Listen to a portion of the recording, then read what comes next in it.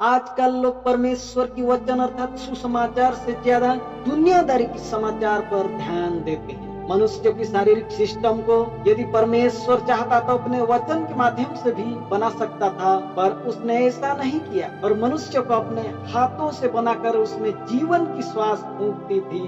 क्योंकि यह उत्पत्ति 2:7 की वचन में इस प्रकार लिखा है, और यहोवा परमेश्वर ने आदम को भूमि की मिट्टी से रचा और उसके नथनों में जीवन का श्वास फूंक दिया और आदम जीवता प्राणी बन गया। परमेश्वर के लिए किसी भी चीज को बनाने के लिए असंभव नहीं है। यहाँ पर समझने वाली बात यह है कि सृष्टि के दृश्य और अदृश्य सभी चीजों को परमेश्वर ने अपने वचन के द्वारा बनाया था। पर मनुष्य को बनाने में परमेश्वर ने कितनी अहमियत दी थी, यह इस बात से पता चलता है कि उसने मनुष्य को अपने हाथों से बनाया था। परंतु जिस मनुष्य को बनाने में परमेश्वर इतनी अहमियत दी थी, उसी मनुष्य आजकल परमेश्वर की वचन पर न चलकर संसारिक विषय वस्तुओं की चीजों की खोज में लगे रहते हैं। लोगों को परमेश्वर की वचन का अर्थात सुसमाचार का नहीं बल्कि सांसारिक विषय वस्तुओं का समाचार सुनने के लिए अच्छा लगता है और उन्हें इसके लिए पर्याप्त समय भी मिलता है। जैसे कि सुबह की न्यूज, दोपहर की न्यूज, शाम की न्यूज, रात की न्यूज, ब्रेकिंग न्यूज, फटाफट न्यूज,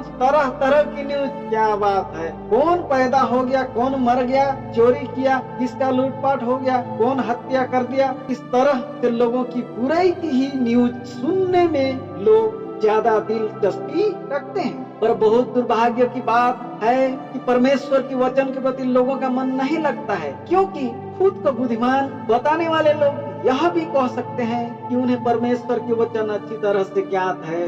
यहाँ पर एक बात समझने की जरूरत है कि फरीसी लोग भी परमेश्वर को अच्छी तरह से जानने की दावा करते थे और खुद को धर्मी मानते थे, परंतु प्रभु यीशु की दृष्टि में वे पापी थे। तो एक बार हम यूहन्ना 9:39, 40 और 41 आयत को पढ़ लेते हैं। तब यीशु ने कहा, मैं इस जगत में न्याय के लिए आया हूँ, ताकि जो नहीं देखते हुए अंधे और जो देखते हैं वे अंधे हो जाएं। जो फरीसी उसके साथ थे उन्होंने ये बातें सुनकर उससे कहा, क्या हम भी अंधे हैं? यीशु ने उनसे कहा, यदि तुम अंधे होते तो पापी नहीं ठहरते, परंतु अब कहते हो कि हम देखते हैं इसलिए तुम्हारा पाप बना रहता है। यहाँ पर समझने वाली बात यह है कि उस समय फरीसी और शास्त्रियों को प्रभु यीशु की वचन को सुनने की जरूरत थी, पर उन्होंने सत्य की वचन को सुनना नहीं चाहा और वे प्रभु यीशु की दृष्टि में पापी ठहरे। इस समय के लोगों को भी परमेश्वर की वचन को सुनने की जरूरत है। एक बात मैं स्पष्ट कर देना चाहता हूँ कि जो कोई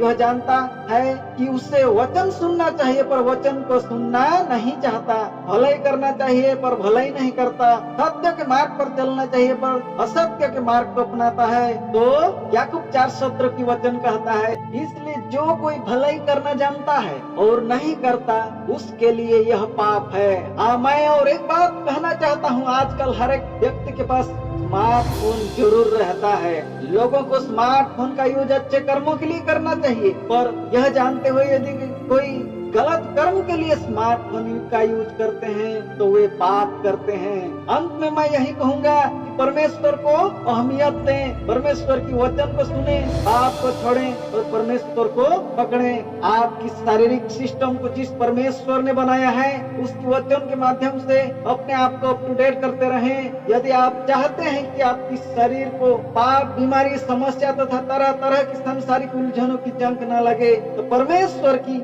वचन को पढ़ें, सुने और उसके अनुसार जीवन गुजारे। मैं उम्मीद करता हूँ कि आज का वचन आपको समझ में आ गया होगा। धन्यवाद।